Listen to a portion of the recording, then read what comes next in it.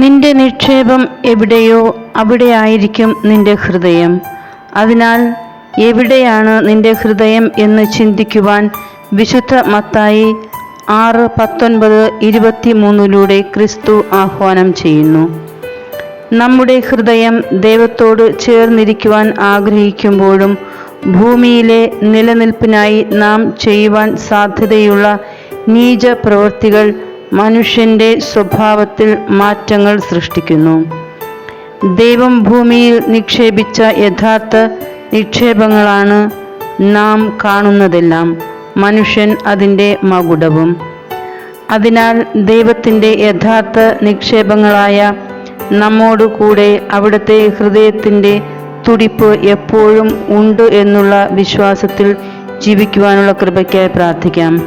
ദൈവം നമ്മെ സമർത്ഥമായി അനുഗ്രഹിക്കട്ടെ.